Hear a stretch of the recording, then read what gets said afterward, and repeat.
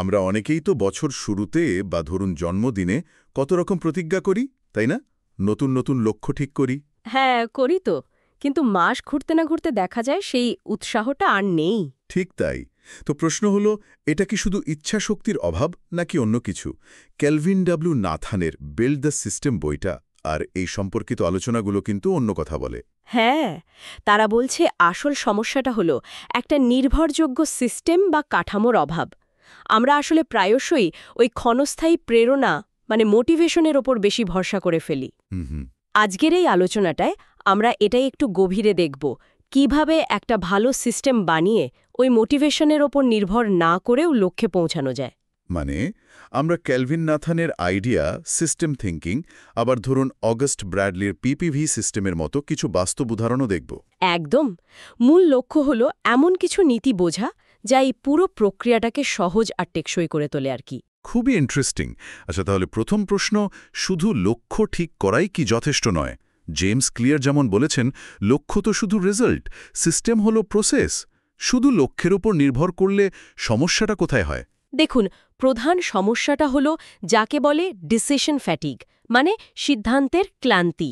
আচ্ছা। প্রতিদিন যদি ঘুম থেকে উঠে ভাবতে হয় আজ ব্যায়াম করব কি করব না, বা অফিসের ওই জরুরি কাজটা আজ করব না কাল, এই ছোট ছোট সিদ্ধান্ত নিতে নিতেই আমাদের মানসিক শক্তি ফুরিয়ে যায়। ঠিক। একটা ভালো সিস্টেম কি করে, এই সিদ্ধান্তগুলোকে প্রায় অটোমেটিক করে তোলে। যেমন ধরুন, আমরা দাঁত ব্রাশ করার আগে কি প্রতিদিন ভাবি না তো। ঠিক, এটা অভ্যাসে পরিণত হয়ে গেছে। হ্যাঁ, লক্ষ্য হলো গন্তব্য, আর সিস্টেম হলো সেই গন্তব্যের রোজ একটু একটু করে এগিয়ে যাওয়ার রাস্তাটা। দারুণ বলেছেন। একটা কথা মনে পড়ে গেল, সিস্টেম ছাড়া স্বপ্ন হলো একটা সুন্দর স্যুট পরা বিশৃঙ্খলা। হ্যাঁ, একদম।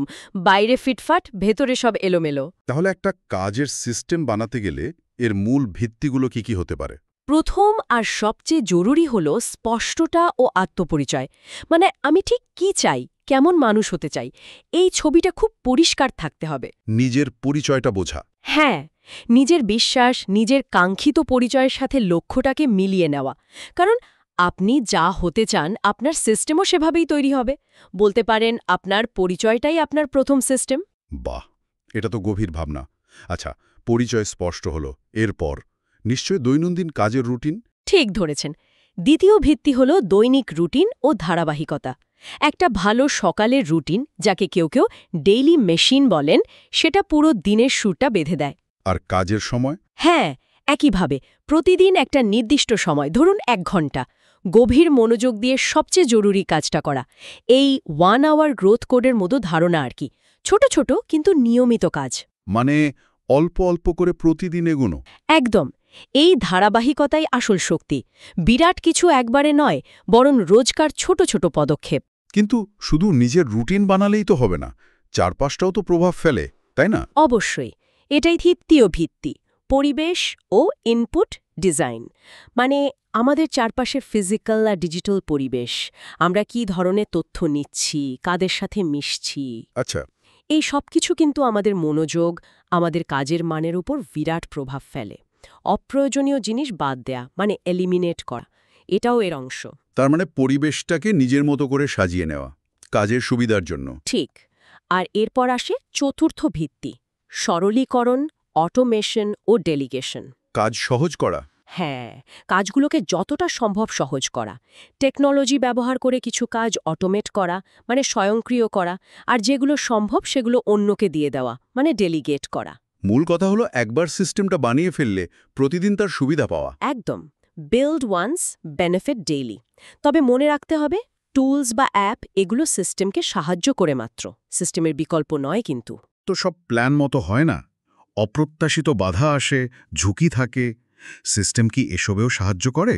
হ্যাঁ, অবশ্যই করে। সিস্টেমের একটা বড় অংশই হলো ঝুঁকি, প্রতিক্রিয়া আর অভিযোজন। একটা ভালো সিস্টেম আসলে ঝুঁকি ম্যানেজ করতে সাহায্য করে। ভয়কে এড়িয়ে না গিয়ে তাকে ম্যানেজ করা। ঠিক। ভয়কে বোঝা আর ছোট ছোট ধাপে ঝুঁকি নেওয়া।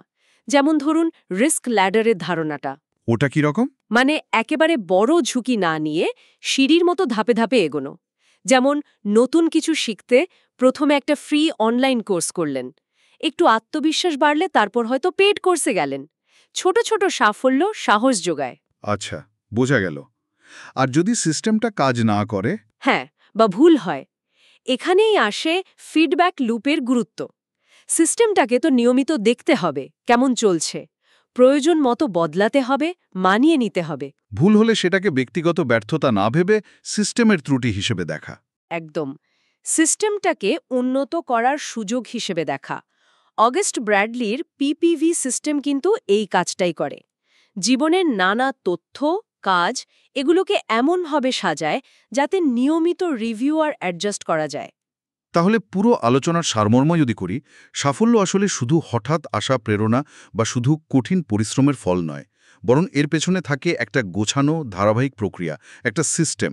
ঠিক তাই। আর সবচেয়ে ভালো খবর হলো এই সিস্টেম তৈরি করাটা কিন্তু একটা দক্ষতা। এটা শেখা যায়। এটা কোনো ম্যাজিক নয়। না, বিলকুল নয়। অনুশীলন আর অভ্যাসের ব্যাপার।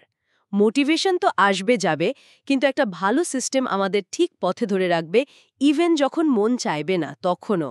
দারুণ একটা আলোচনা হলো আজ। এখানেই শেষ করা যাক তাহলে। শ্রোতাদের জন্য একটা ছোট্ট প্রশ্ন রেখে যাই। হ্যাঁ, অবশ্যই। আজই নিজের প্রতিদিনের জীবনে এমন কোনো একটা ছোট্ট পুনরাবৃত্তি করা যায়, এমন কাজ যোগ করা যায় যা আপনার কাঙ্ক্ষিত ভবিষ্যতের দিকে প্রথম ইটটা গেঁথে দেবে, শুধু একটু ভাবনার জন্য।